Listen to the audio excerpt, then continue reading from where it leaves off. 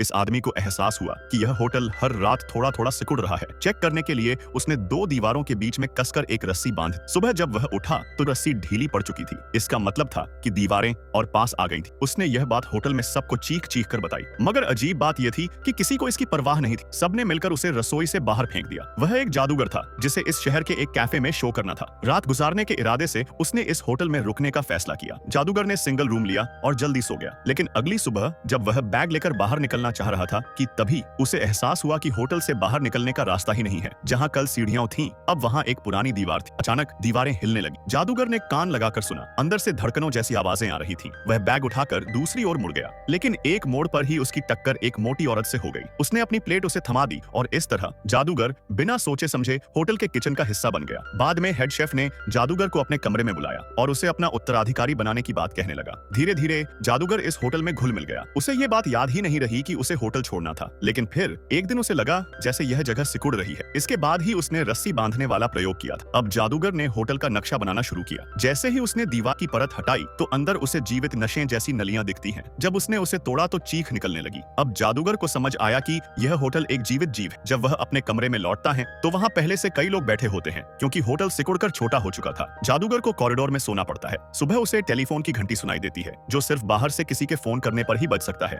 पर जब तक वह भागकर जाता है, एक आदमी फोन उठाकर कॉल कट कर देता है। जादूगर गुस्से में आग बबूला हो जाता है। एक दिन होटल के एक कमरे में उसे एक गुप्त सुरंग मिलती है, जो शायद बाहर की ओर ले जाती है। आगे का जानने के लिए सब्सक्राइब करें।